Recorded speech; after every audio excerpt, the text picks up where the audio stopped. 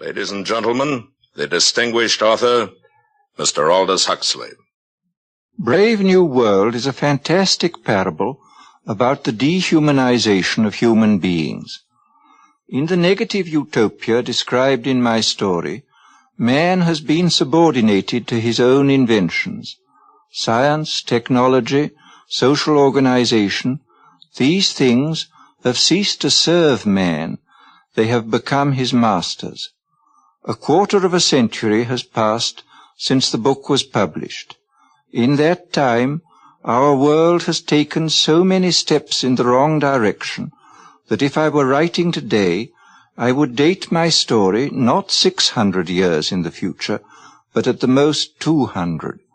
The price of liberty, and even of common humanity, is eternal vigilance.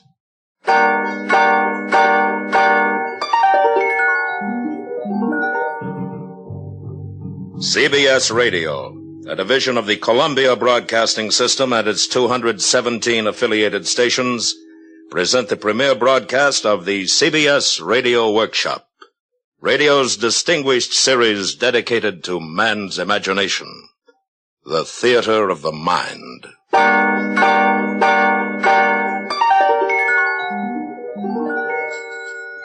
Tonight, Part 1 of 2 half-hour programs devoted to one of the world's most shocking and famous novels, Aldous Huxley's terrifying forecast of the future, Brave New World. We are proud to have Mr. Huxley as narrator for these broadcasts. Original music is composed and conducted by Bernard Herrmann.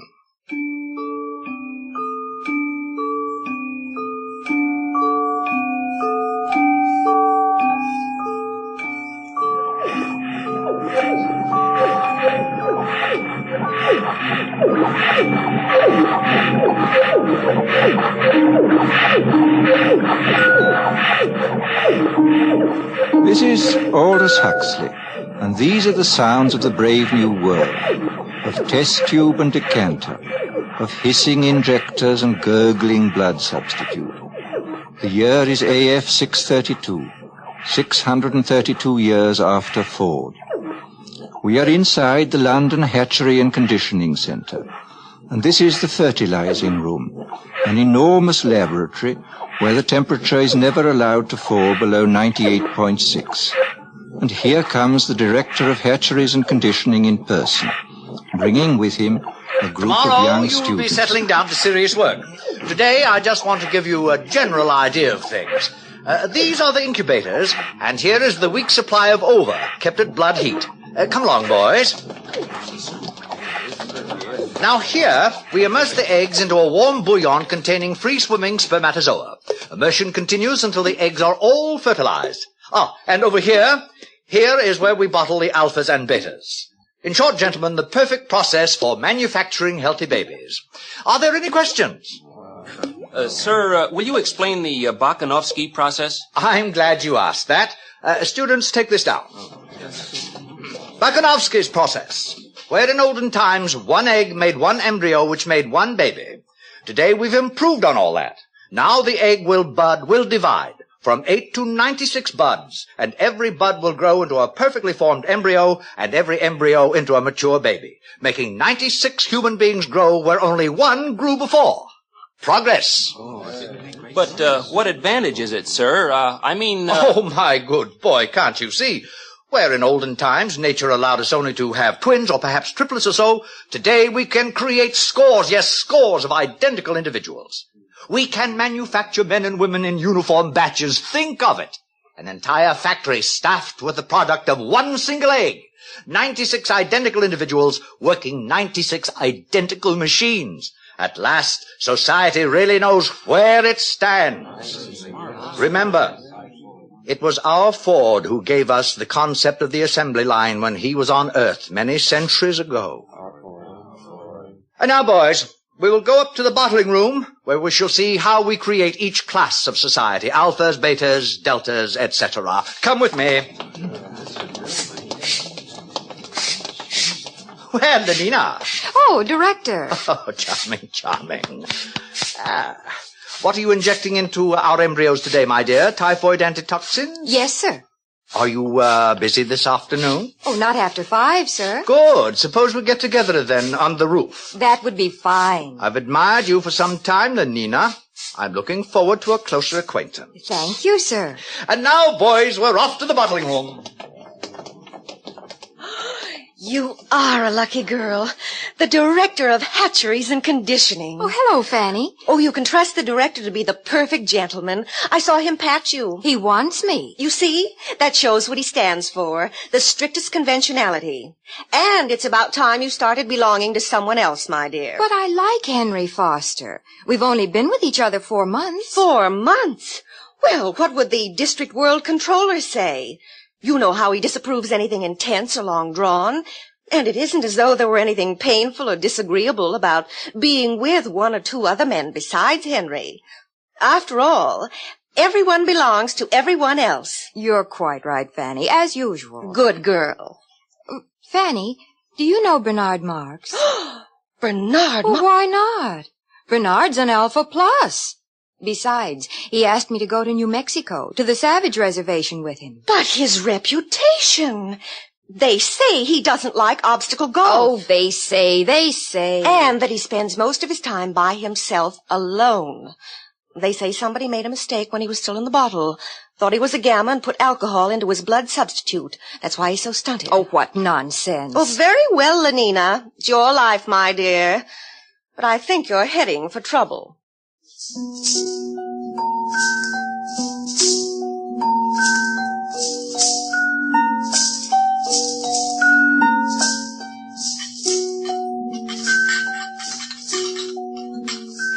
And here we have the bottling room. Little embryos carefully bottled being rocked gently to and fro as they did in olden days when carried by their mothers. Now, boys, you must learn to distinguish between smut and science. I am going to use that word again. As scientists of tomorrow, you must learn to cope with it. Mother. There, that's better. As a matter of fact, there is an area in our world where humans are still viviparous, still give birth to their children. The Savage Reservation in New Mexico. I visited there once myself, many years ago. Dreadful, filthy place. Naturally, civilization has improved on all that. It is here we control the embryo's growth, each batch carefully regulated to produce the exact class of citizen we desire.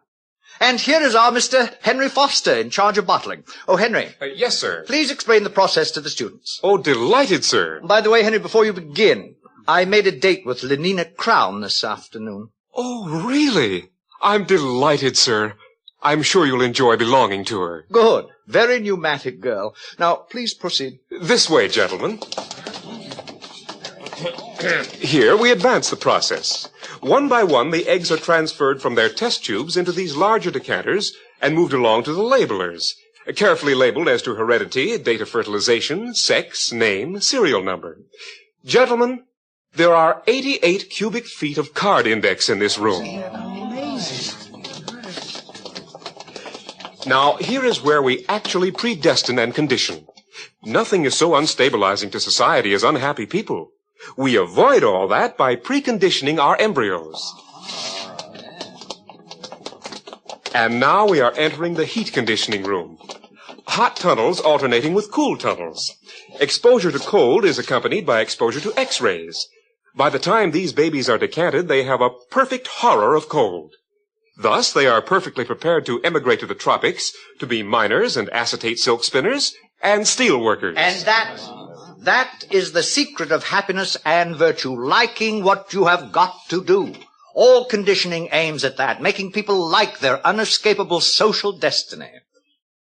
10 to 3, boys. Time to visit the nurseries.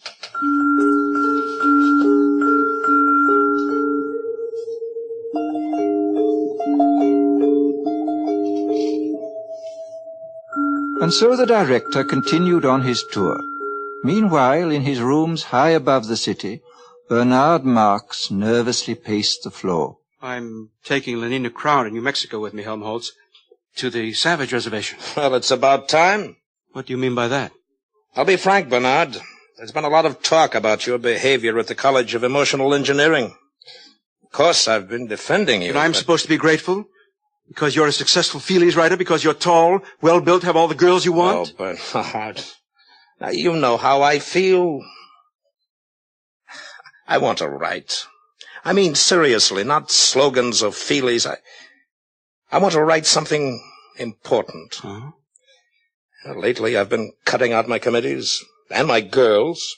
The director called me in just the other day. Are you in trouble, too? There's a poem I wrote, too emotional, he said. He gave me the lecture about being an alpha plus, about remembering to behave even as a little infant. I know. I tried to explain to Lenina, but she doesn't understand, or won't understand. All those other men she belongs to, Henry Foster, Benito Hoover, they treat her like a side of beef. It's disgusting. It's socially proper. We share and we share alike, remember? But I want her for myself, alone. Bernard, you're my closest friend.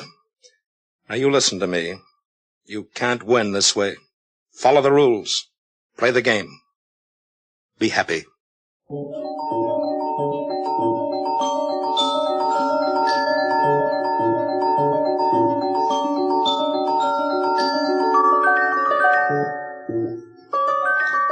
The nursery was on the 5th floor. The sign over the door said, Neo-Pavlovian Conditioning Room. It was a large, bare room, very bright and sunny. Half a dozen nurses, trousered and jacketed in the regulation white viscose linen uniform, were engaged in setting out bowls of roses in a long row across the floor. The nurses stiffened to attention as the director of hatcheries and conditioning came in, followed by his students. Set out the books. In silence, the nurses obeyed his command.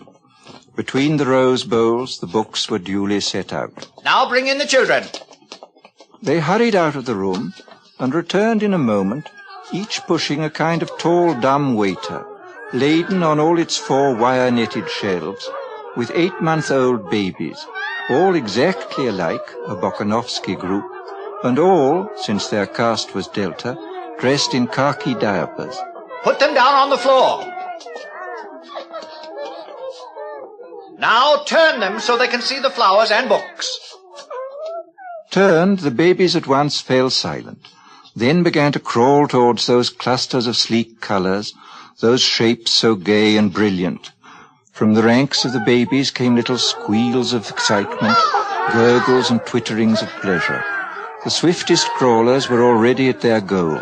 Small hands reached out uncertainly, touched, grasped, unpetaling the roses, crumpling the illuminated pages of the books. Watch carefully, students. All right, nurses, pull the lever.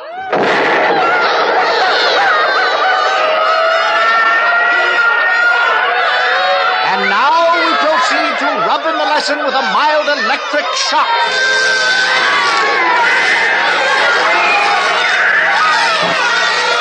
That's enough. All right, take them away, nurses.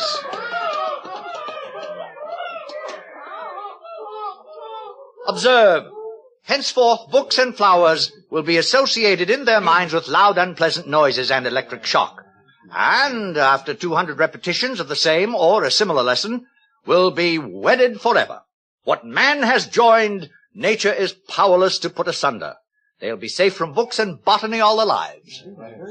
But, sir, since these are lower caste children anyway and will never read, why bother to condition them against flowers? Simple economics. If gammas, deltas, or even epsilons like flowers and nature, soon you'd see them wasting their time visiting the countryside. And of what economic use is that? A love of nature keeps no factories busy.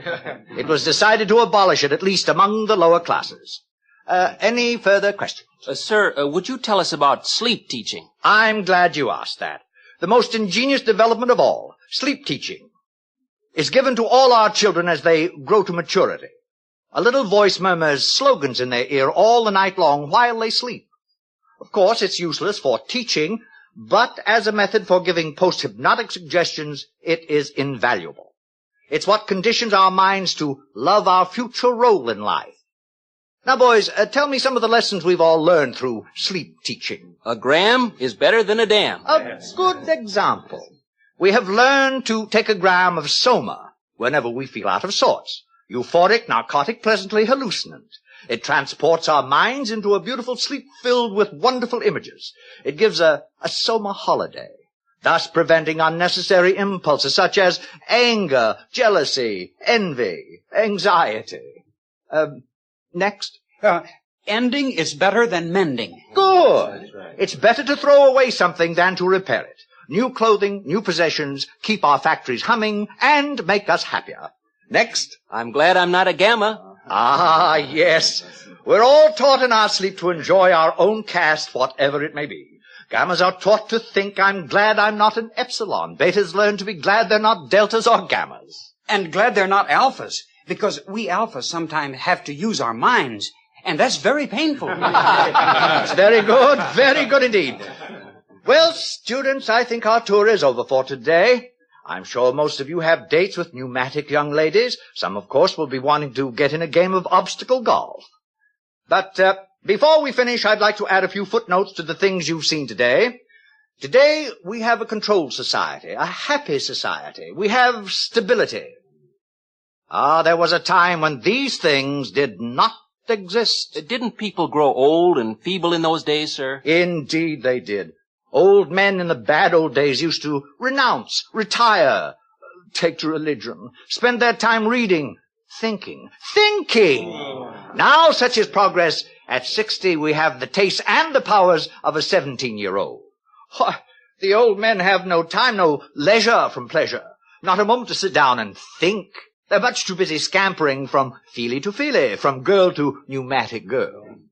Fortunate boys, no pains have been spared to make your lives emotionally easy, to preserve you as far as possible from having emotions at all. Ford's in his flivver, all's well with the world.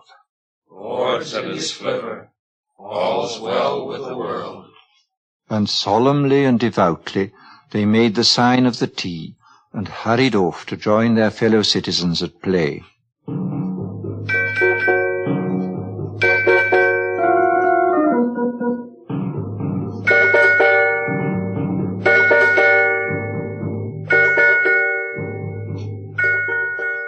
In spite of Fanny's dire warnings, Lenina Crown made a date that evening with the eccentric Mr. Marks, partly to show Fanny her courage, and partly because she was curious. When they were safely in their helicopter and climbing above the city, she turned to him. Shall we play escalator squash or go to the Feelies? Escalator squash is a waste of time. But what else is time for? All right, then, let's go to the Feelies. You know, they're showing love on a bearskin rug, and everyone says it's terribly exciting. You can Lenina, actually please, feel... couldn't we just go for a walk and be alone together? But, Bernard, we'll be alone all night. Well, I meant alone for talking. Talking? What about? Oh, you're beginning to feel nasty, I can tell. Take a soma, Bernard. I'd rather be myself and nasty, not somebody else, however jolly. A gammon 9 saves 9. Oh, for Ford's sake, be quiet. Bernard. Lenina, don't you ever want to be just you?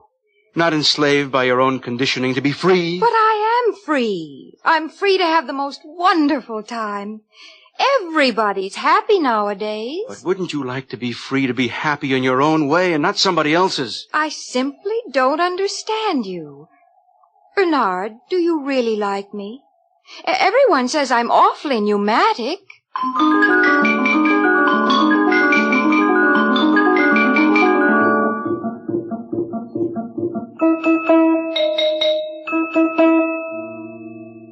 Eventually, Bernard took Lenina to the Westminster Abbey Cabaret, where Calvin Stopes and his 16 saxophonists were playing.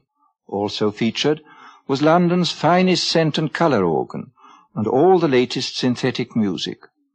With the aid of 4 Soma tablets, Bernard managed to spend a successful evening with the girl, and the next morning he agreed to apply at once for a permit to visit the Savage Reservation. He was quite nervous as he stood before the large desk of the Director of Hatcheries and Conditioning. Oh, going to take Lenina Crown, I see. Yes, sir. Very pneumatic. Yes, sir. New Mexico Reservation. How long ago was it? Let me see. 25 years? I must have been your age then. Sir? I had the same idea as you. Wanted to have a look at the savages. Got a permit for New Mexico and went there for my summer holiday. With my girl of the moment. She was a beta minus, I think. Oh, yes. She had yellow hair and was especially pneumatic. Well, it was terrible. We rode about on horses and all that, and the last day of our stay, she got lost. Somewhere in those horrid mountains. Lost. We never did find her, poor girl. Must have fallen in some crevice. Yes, we searched for days, but no luck. Miserable trip. You must have had a terrible shock. What? Oh, don't imagine there was anything unethical about it. Nothing emotional or long drawn. It was all perfectly healthy and normal. I'm sure it was, sir. What's that? Oh. Mr. Marks, I should like to take this opportunity of saying I'm not at all pleased with the reports I receive of your behavior outside working hours. Alphas are so conditioned that they do not have to be infantile in their emotional behavior, but that is all the more reason for their making a special effort to conform. And so, Mr. Marks, I give you fair warning. Yes, sir. If ever I again hear of any lapse from a proper standard of infantile decorum, I shall ask for your transference to a subcenter, preferably to Iceland. Good morning.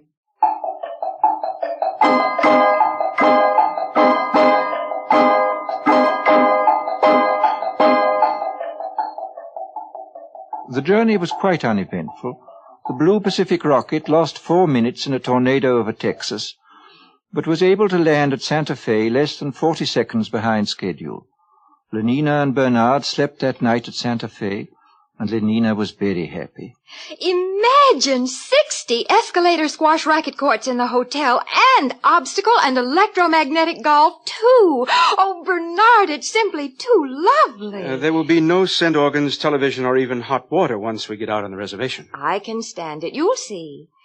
Only progress is lovely, isn't it?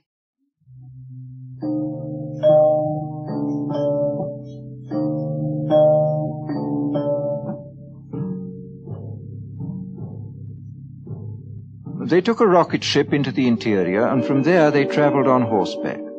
And all Bernard could think about was Iceland, and how cold and barren it would be. The director's warning had made him even quieter and more sullen than usual. And then, that evening, they reached their destination. Before them was the village of Malpais, situated on a mesa. Adobe hovels growing out of the stony ground, dust and squalor, and the smell of wood smoke. What an awful place. I don't like it. Who's that man coming toward us? He's to be our guide. I'm frightened, Bernard. Quiet. We shouldn't have come. Oh, good morrow. You're civilized, aren't you? You come from outside, from the other place? My name is Bernard Marks.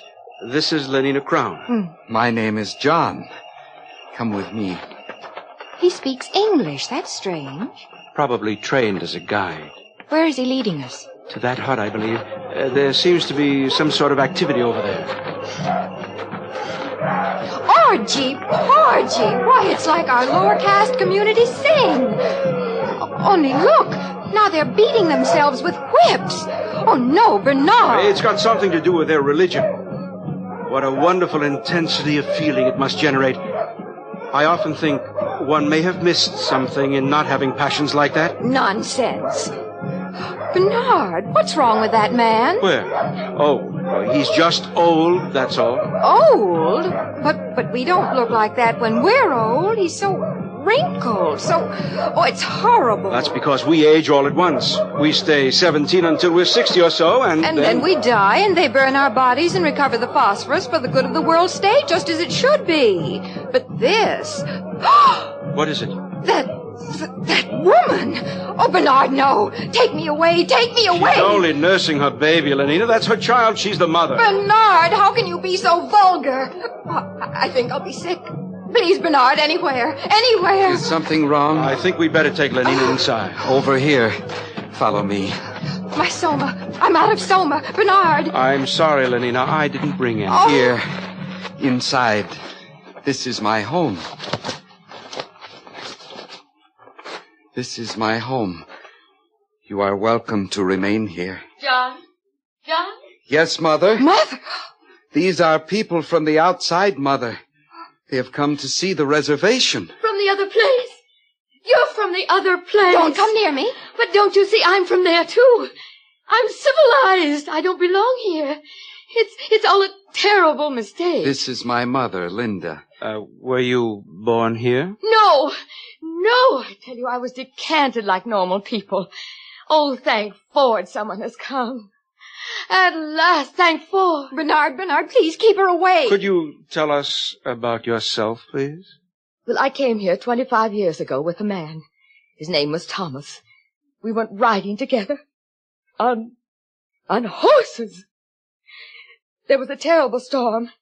I got lost in this horrible place. It was the last day of our stay. He left me here, alone. Lenina? Yes? You will be interested to know that our director of hatcheries and conditioning is named Thomas, and that he came here 25 years ago. Oh, no. And that... It can't be. But it is. He told me so himself. What a discovery. This boy is our director's son. Our director is a father. Oh, it's too horrible. Mother, what is he saying? Iceland indeed. Bernard, stop it. Well, we'll see who tells who where to go now. John. Yes, sir? How would you and your mother like to return to civilization? Do you mean it? Oh, please, do you? Listen, they're crazy here. I was a beta minus. I always worked in the fertilizing room. I was a good worker. But how can I tell them? They don't understand. They men things. They don't know what a helicopter is or soma. They have babies like dogs. Oh, it's too revolting. Oh, thank Ford. If it hadn't been for my son, for John, what a comfort he has been to me. Your son? How can you? You were beta minus. I know, but he's been a comfort to me just the same. If only I'd had soma. Oh, do you mean it? Will you take us back to civilization? Of course. We'll leave tomorrow. You and your son back to civilization.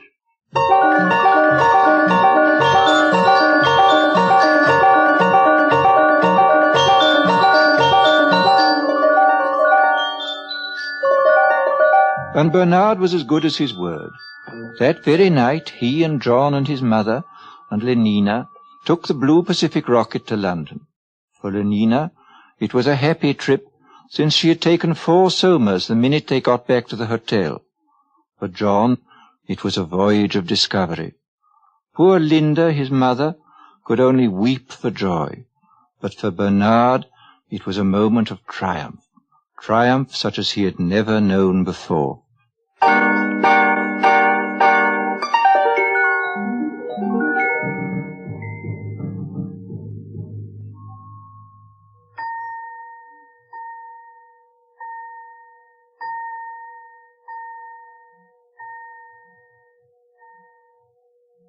Brave New World, Part 1, by Aldous Huxley. A startling, shocking account of what can happen to our civilization 600 years in the future. And more importantly, a warning to all of us against the destruction of moral standards, family life, and the soul of man. Join us next week when we will continue with Part 2 of Aldous Huxley's terrifying forecast of the future of what could become the brave new world. Presented on the CBS Radio Workshop.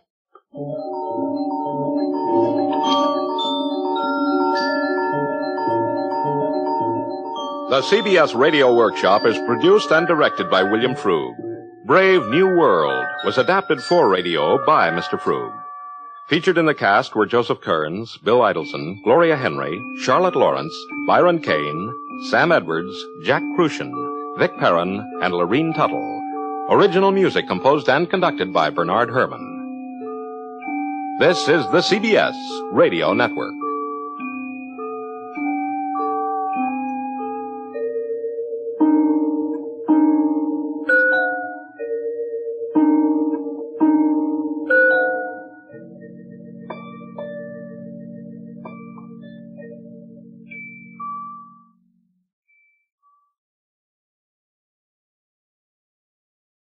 Ladies and gentlemen, the distinguished author, Mr. Aldous Huxley. Brave New World is a study of the future as it may be unless we are extremely careful. It depicts a society in which man has replaced nature by science, morality by drugs, individuality by total conformity.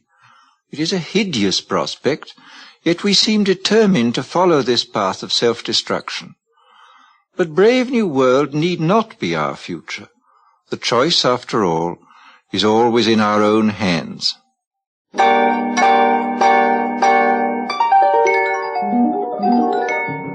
CBS Radio, a division of the Columbia Broadcasting System, and its 217 affiliated stations present the CBS Radio Workshop, radio's distinguished series dedicated to man's imagination, the theater of the mind.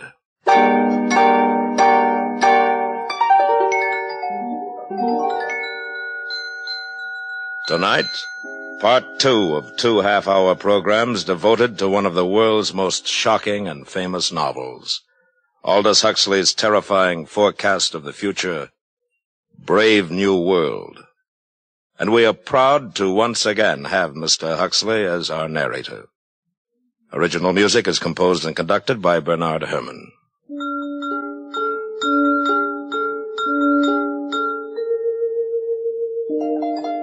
This is Aldous Huxley.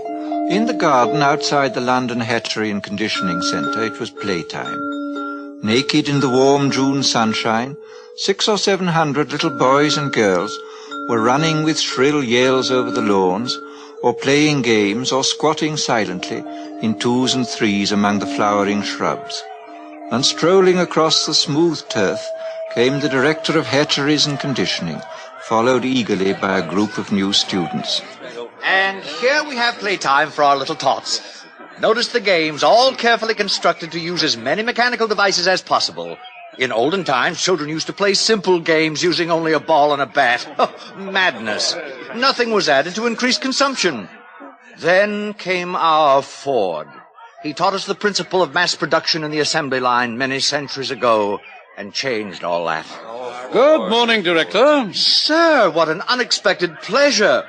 Boys, this is the resident controller for Western Europe. This is his Fordship, Mustafa Mond. Boys? Good morning, sir. Good morning, sir. I was just showing the students the children, sir. Lovely children. Busy as bees at their unrestricted play. Controller, if you have the time, I wonder if you might tell the students something about the bad old days. I might. Where are you taking them? To the Hatchery and Conditioning Center to see the manufacturing of the babies. Very well, I'll walk along with you.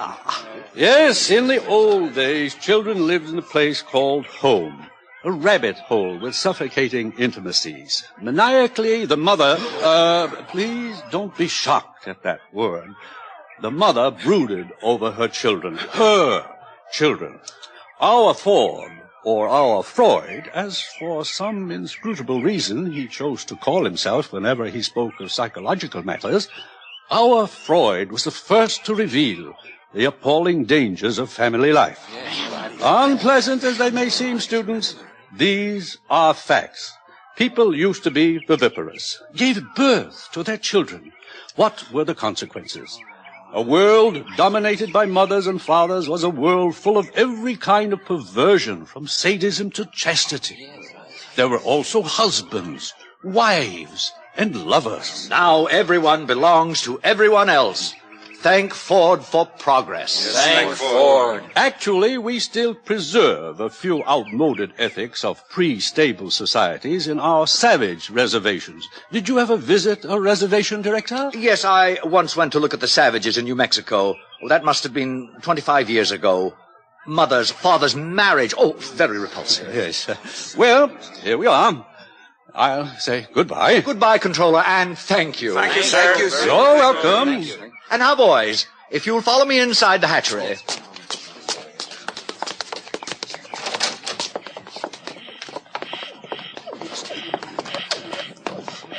And here we are, a hive of activity. Alpha's superintending, Beta's doing the skilled work, Gamma's in green, busy at routine jobs, and Delta's in khaki, incapable of doing anything except sweeping the floor. Every member of society perfectly content to belong to his predestined caste. Except for a few criminal exceptions, which reminds me, One of those criminal exceptions is meeting us here at 11. An Alpha Plus, no less. Mr. Bernard Marks. What has he done, sir? What has he done? He refuses to participate in mechanical sports. He is lax. Here he comes now. Good morning, Director. Mr. Marks. You and Lenina Crown returned from the Savage Reservation last night, I understand. Yes, sir. We visited some of the places you told me about last week, Director. In fact, we Silence! Your attention, please. Everyone step this way. If I have interrupted your labors, it is because a painful duty constrains me. This man who stands before you, this Alpha Plus, the highest level of society, has grossly betrayed the trust imposed in him by his heretical views on sports and Soma, by his scandalous refusal to be promiscuous. He has proved himself an enemy of society, a subverter, ladies and gentlemen, of all order and stability, a conspirator against civilization itself. For this reason, I am ordering his immediate transference to a subcenter of the lowest order. In Iceland, he will have small opportunity to lead others astray by his unfordly example. Bernard Marks, can you show any reason why I should not now execute the judgment passed upon you? Yes, I can. What did you say? You told me you visited the Savage Reservation 25 years ago, Director, with a young Beta Minus, I believe. You told me she was lost during a storm, and that you returned without her.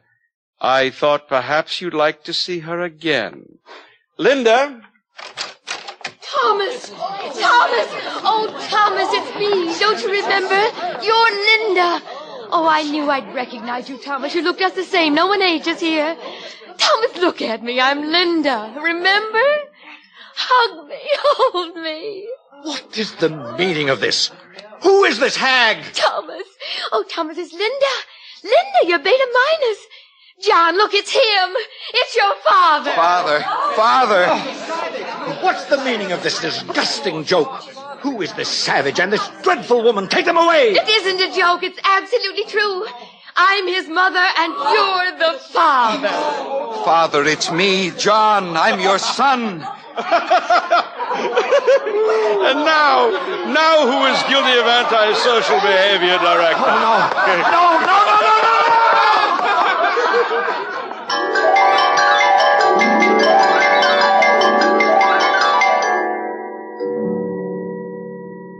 A father as director of hatcheries. It was out of the question. The controller asked for his resignation, and all upper caste London was wild to see the savage and his mother. Bernard Marks became a hero, and even Lenina Crown had her share of reflected glory. Good morning, Lenina. Oh, good morning, Fanny. Well, you certainly seem pleased with yourself. Yes, I am pleased. Bernard called up half an hour ago. He has to go to a party at the controller's, and he asked me if I'd take the savage to the Feelies this evening. Oh, lucky girl. What's he like, Lenina? I've heard he's terribly good-looking. Oh, he is, but so very odd. In what way? Well, the day Bernard and I left the reservation, the savage came into my room. I'd taken a Soma, so I didn't notice him until suddenly I awakened, and there he was bending over me. What happened? Well, naturally, I assumed something was going to happen, but instead of that, he just ran out of the room. Well, how odd. What a terribly ungentlemanly thing to do. Doesn't he like you? Oh, I'm sure he does, so I can't make it out. And, please don't tell this to anyone, Fanny. It upsets me, because I like him. I mean, I really like him. Lenina! I know it's immoral, but I just can't help myself. I do like him.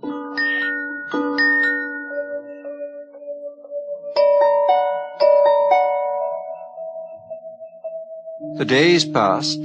Success went fizzily to Bernard's head. His diffidence turned to bumptiousness.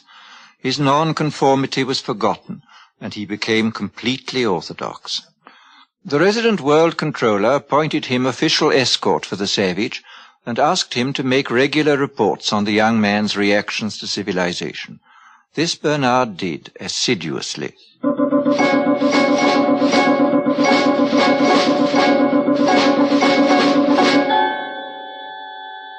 Today I sent the savage to the Feelies with Lenina Crown. The feature was 3 weeks in a helicopter. Instead of holding the knobs on the chair arms, thus enabling him to experience the sensations of the lovers on the screen, the savage refused to participate. Lenina tells me he called the film vulgar and indecent.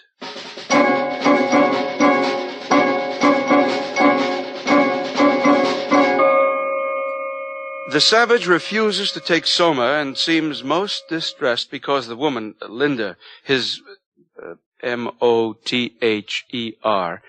remains permanently on summer holiday. In spite of her senility and the extreme repulsiveness of her appearance, the savage frequently goes to see her and appears much attached to her.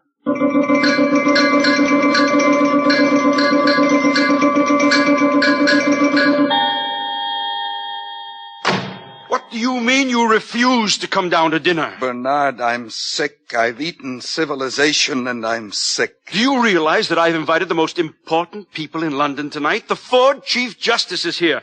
The arch community songster of Canterbury has flown in just to meet you. You've changed, Bernard. You used to feel the way I do about things.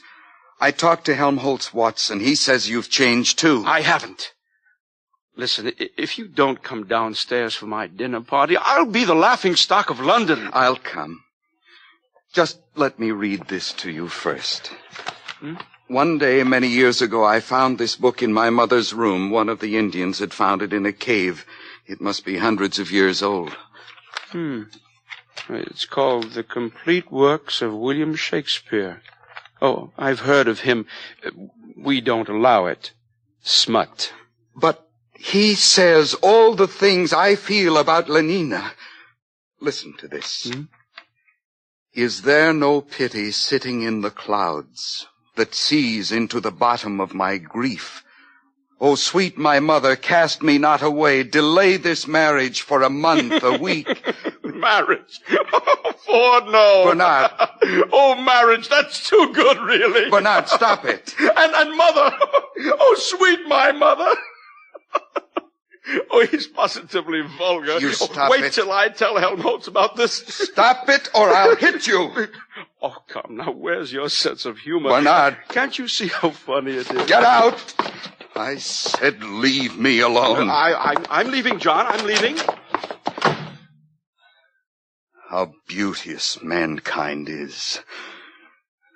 Oh, brave new world that has such people in it.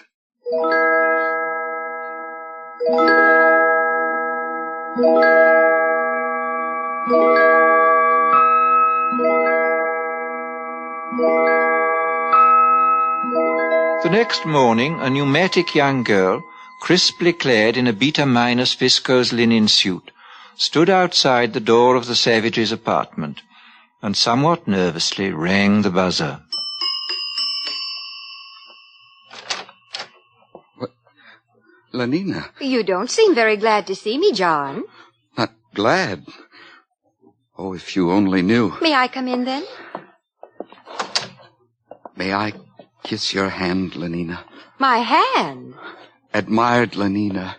Indeed, the top of admiration, worth what's dearest in the world. I wanted to do something first to show I was worthy of you. What are you talking about? Lenina, tell me something. I'll do anything you tell me, anything at all. I'd sweep the floor if you wanted. But we've got vacuum cleaners here. It isn't necessary. No, of course it isn't necessary. But some kinds of baseness are nobly undergone. I'd like to undergo something noble, just to show you how much I love you, Lenina. Do you mean it, John? Yes, but I hadn't meant to say it, not until I... Listen, Lenina, on the reservation, people get married. Get what? For always. They make a promise to live together for always. What a disgusting idea. Answer me this question, John. Do you really like me or don't you? I love you more than anything in the world. Well, then, why on earth didn't you say so? Come here to me, John. Hug me. Oh, but Lenina... Hug me till you drug me, honey. Kiss me till I'm in a coma. Lenina, what are you doing? No, No, get away from me. Don't come near me. Hug me, honey. You strumpet. A gran is better than a dad. Get out.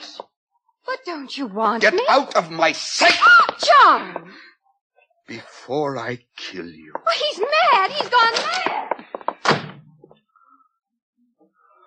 O thou weed, who art so lovely fair and smell'st so sweet that the sense aches at thee. Impudent strumpet, impudent strumpet, impudent strumpet.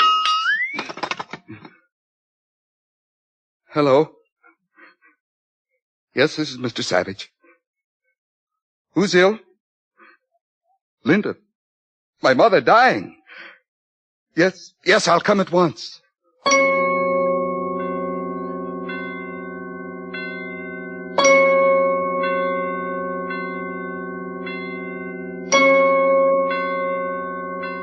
Welcome to the Park Lane Hospital for the Dying. You've come to see someone in the galloping senility ward? Yes. My mother. Oh, how vulgar. You know who I mean. Linda. Oh, yes, room 43, bed 16. She'll be dying any minute now. This way, please. Is there any hope? Well, of course not, or else she wouldn't have been sent here. Through these doors.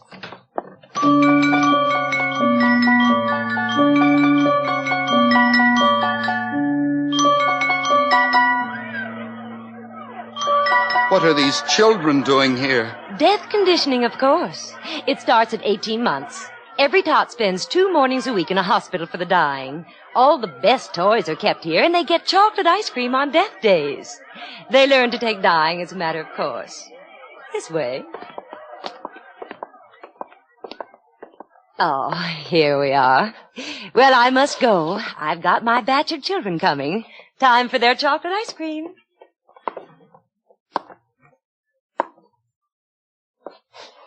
Linda? Linda, it's John. Your eyes are open, but you don't know me, do you? It's John, your son. Linda? Linda, don't you know me? Hug me till you drug me, honey. Kiss me till I'm in a coma. Linda. Linda? Oh. Mother.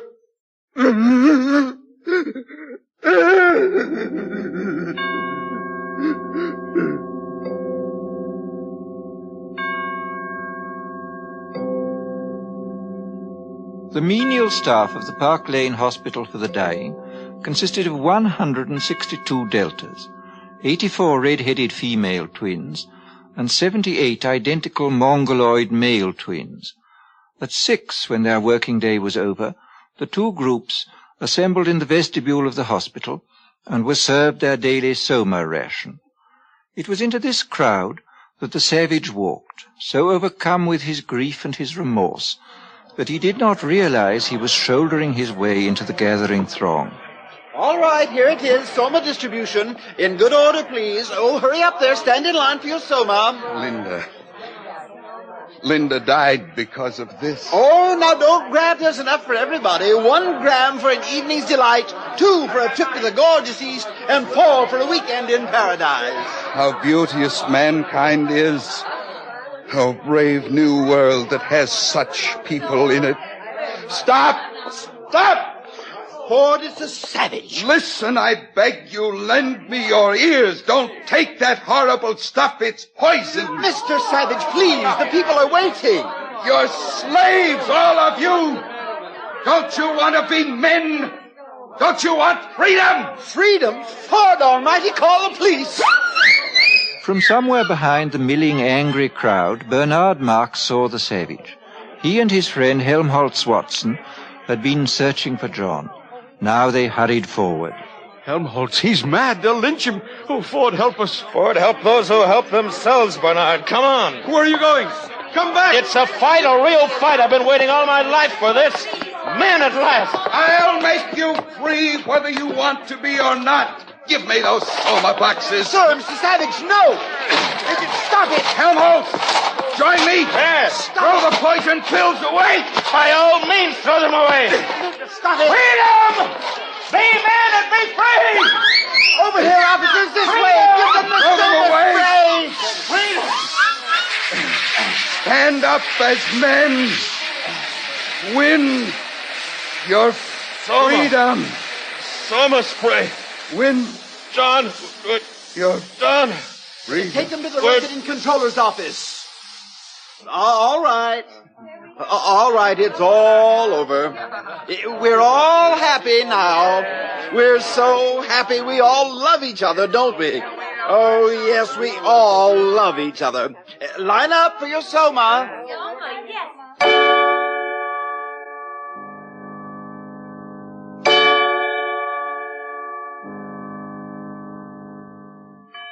So you don't much like civilization, Mr. Savage? No, I don't. John, you're talking to the resident controller. We don't need your comments, Mr. Marks. I think civilization is horrible. And yet people are happy.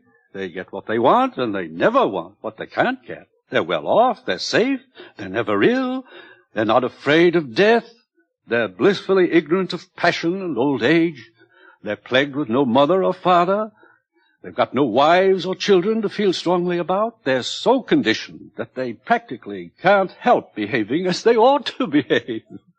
And you ask them to chuck this all away for liberty? My good boy. All the same, it seems quite horrible to me. Of course it does. Actual happiness always looks pretty squalid in comparison with the overcompensations for misery. And being contented has none of the glamour of a good fight against misfortune. Happiness is never grand. They call this happiness.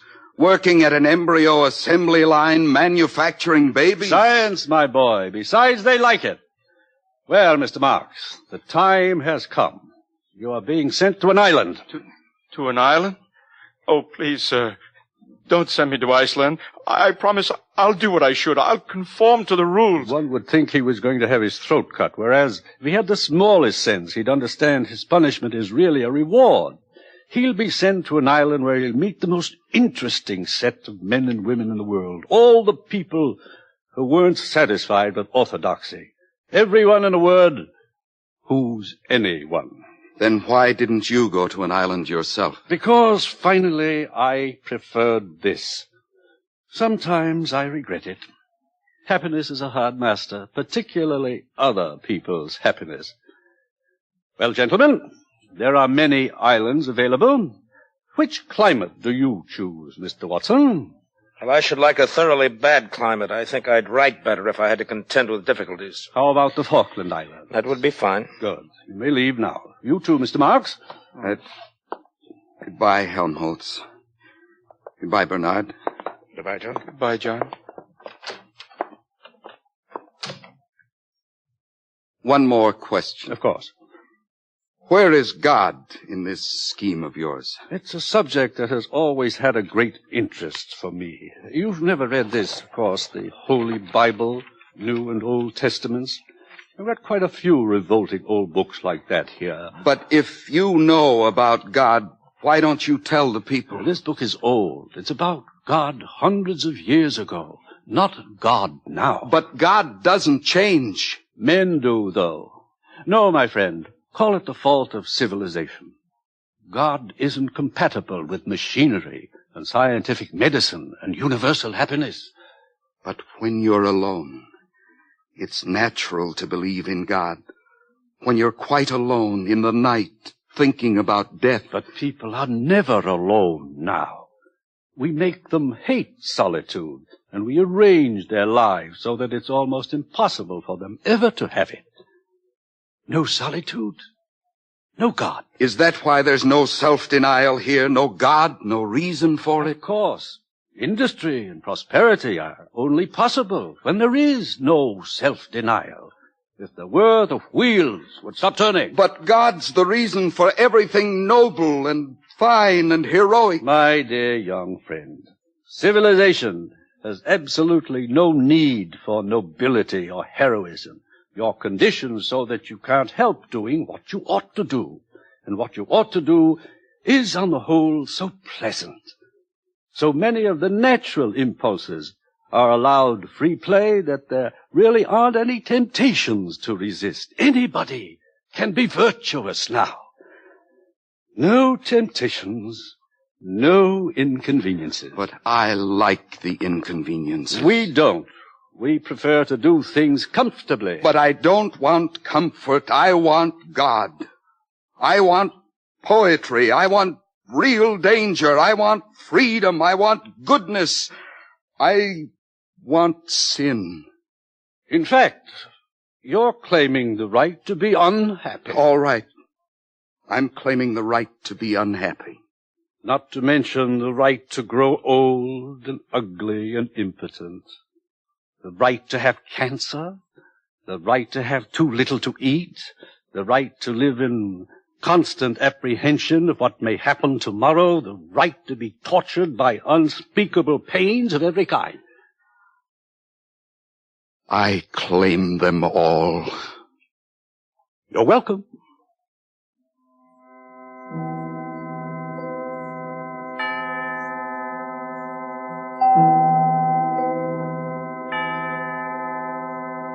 Bernard and Helmholtz left for their islands, but the savage was not allowed to go with them. The controller wished to continue the experiment. 3 weeks later, the savage ran away. After some days of wandering, he took refuge in an abandoned lighthouse. But his desire for solitude was not to be fulfilled. His hiding place was discovered. There were articles in the papers. Sightseers came by the thousands. One Sunday, Lenina Crown came for a picnic with 3 of her latest boyfriends. The day after her visit, 2 young reporters came to call, hoping for an exclusive interview. The door of the lighthouse was ajar. They pushed it open and walked into a shuttered twilight. Through an archway on the further side of the room, they could see the bottom of the staircase that led up to the higher floors. Just under the crown of the arch dangled a pair of feet. They called. No one answered. They saw him. At last the savage had found solitude. He was alone, quite alone.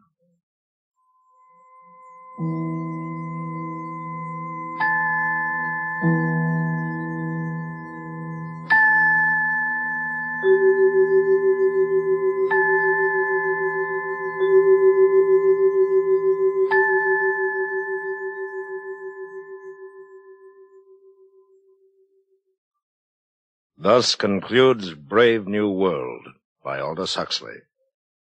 We wish to thank Mr. Huxley for appearing on these broadcasts as our narrator. And we would also like to thank you, our listeners, for your enthusiastic response to this new series. This is William Conrad inviting you to join us again next week when we present George Stewart's dramatic account of one of nature's most terrifying phenomena, storm. The following week, listen as Dr. Frank C. Baxter interviews William Shakespeare. Presented on the CBS Radio Workshop. The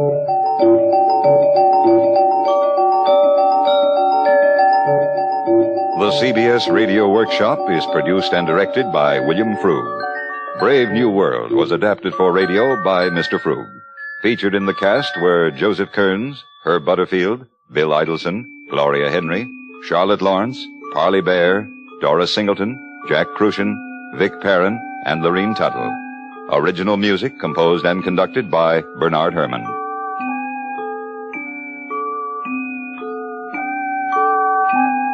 America listens most to the CBS Radio Network.